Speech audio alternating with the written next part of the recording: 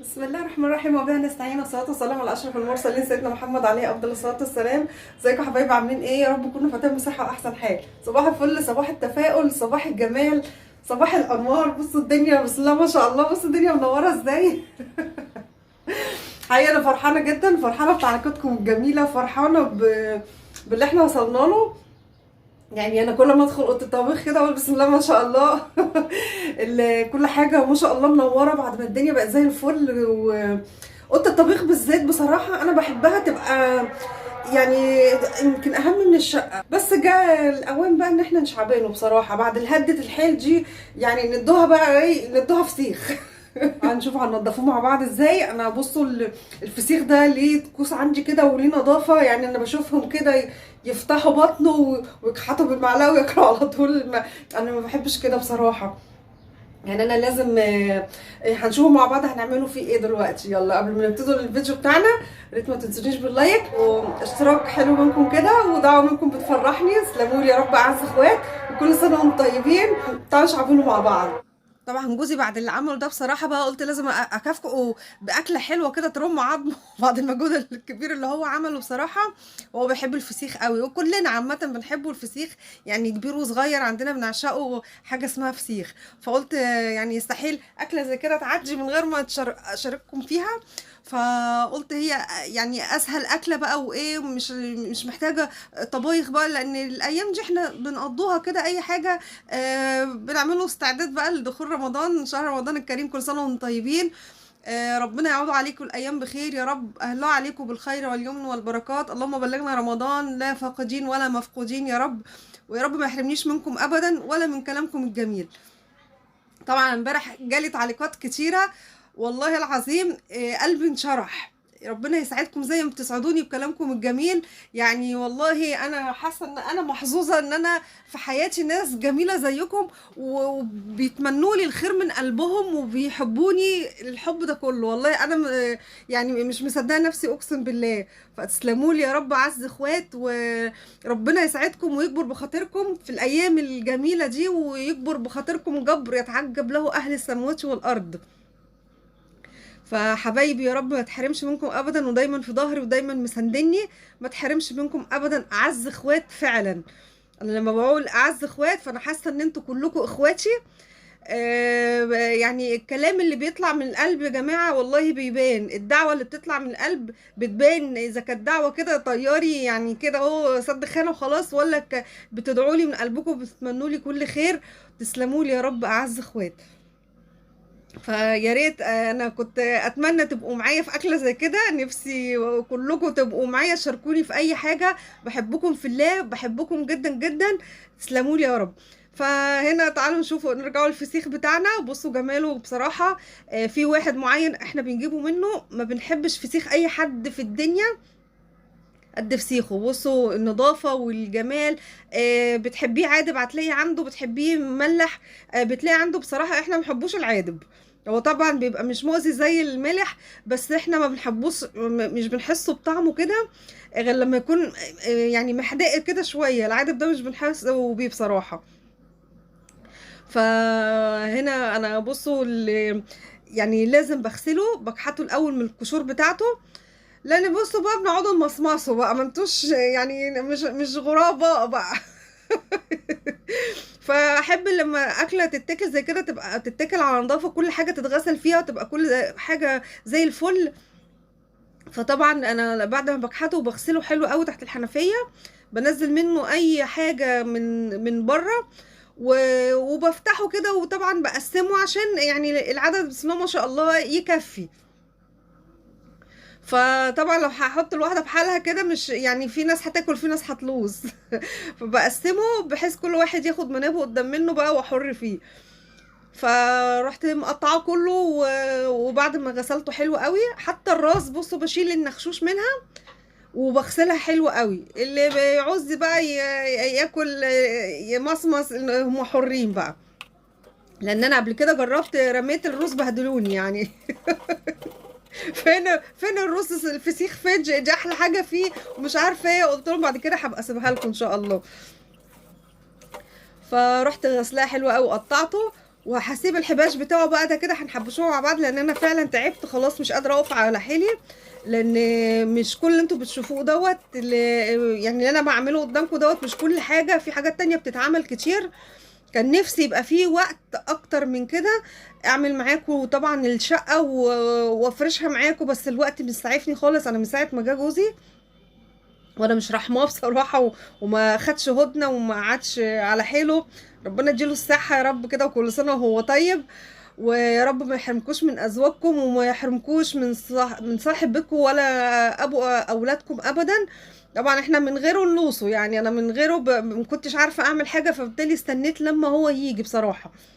فمن ساعه ما جه وانا اي نعم هو مش طايقني بس ماشي الحال، انا بصالحه اكلة الفسيخ اهو ملوش حجه بقى خلاص بقى بصالحه اهو. فالبصل الاخضر ده طبعا لازم. جبنا حزمتين محترمين كده، مع اني انا كمان عندي حساسيه من البصل، بيتعبني جدا جدا. يعني بص انا باكل منه بس ايه، بدوق مش بدوس فيه جامد قوي، عشان بس ايه يدخل علينا رمضان كده واحنا بخير كده، ربنا يسترها من عنده. والخيار طبعا والفلفل طبعا. هتقولي اكله زي كده عايزه فلفل حامي بقى والكلام ده، احنا الفلفل الحامي للاسف ما بيدخلش بيتنا، ممنوعين منه. يعني منع. يعني كان جوزي مثلا هو بيجيب الخضار ولا كده، يروح الخضري حاطط له شويه فلفل حامي فوق مع كده مع الخضار اللي بيجيبه. فكان بيعمل منه مثلا يقلي قرنين لوحده مثلا ولا كده هوت. فانا كنت غصب عني امد ايدي فيه، فاجركم الله على اللي كنت بيجرالي. فمن ساعتها كده راح واخده حبة الفلفل اللي بيجيبهم، بروح عطشهم لجارتي تحتينا ام ميدو، هم بيحبوا الحامي يعني، ربنا يجعلهم بالهنا والشفا. بروح على طول عطيه لهم، ما بستناش اقول لا مش همد ايدي فيه ولا كده. فبالتالي الحاجه قدامي لازم بمد ايدي فيها، يعني ما بقدرش امسك نفسي صراحه التفاصيل وحشه. فانا احسن حاجه ان ما تبقاش الحاجه قدامي من اساسه. فما بدخلش الحامي ولا الشطه ولا الكلام ده البيت من اساسه. رحت قاعده بقى هنا اهوت، كملت بقيت قلت هقشر البطاطس وانا قاعده خلاص مش قادره اقف على حيلي بصراحه. واحلى حاجه بقى بصي لما بتعملي حاجه زي كده ولسه مفيش حد جه، وبتشتغلي يعني بروقان ولا كده، بتبقى بتعملي بمزاج. هنشوفوا دلوقتي بص اول ما هيطبوا علينا مش هعرف اعمل كام حاجه كده على بعض من غير ما افضل اتكلم. رحت حاطه عليه بقى شويه زيت حلوين كده محترمين، والليمون طبعا انا بحبش احط عليه خل بصراحه. بحس ان الخل كده بيغير لون الفسيخ، بيبقى لونه بيبيض كده وبيغير طعمه. فانا حتى الليمون ما بحبش احط الليمون على طول على الفسيخه بصراحه. يعني انا الليمون احط الزيت الاول كده، اغلفه بالزيت، اغرقه بالزيت، بعد كده بعصر عليه بقى كام ليمونيه محترمين كده.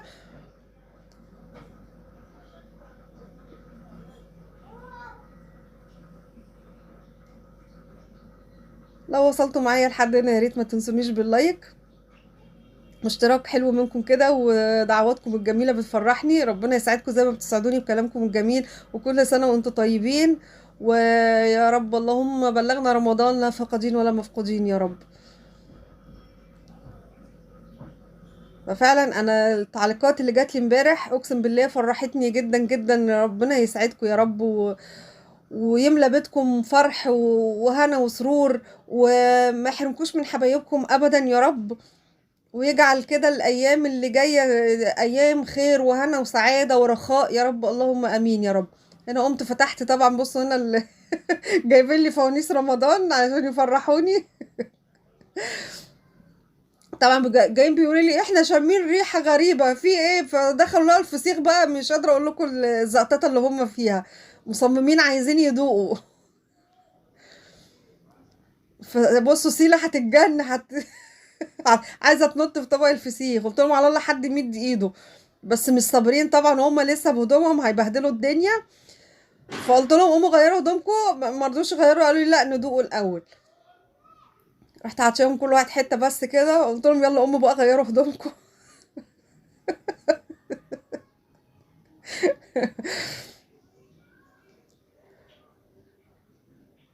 قمت غسلت ايدي طبعا عشان اكمل بقيه البطاطس، ايديا اتزفرت.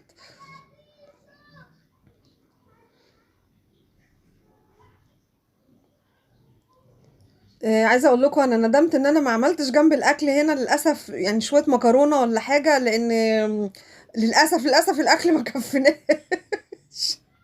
قمنا جعانين اقسم بالله. يعني انا عامله بسم الله ما شاء الله، عامله شويه بطاطس حلوين. بس انا ندمت، قلت كنت المفروض مثلا ايه يعني، حتى للاولاد، حاسه ان الاولاد قاموا جعانين.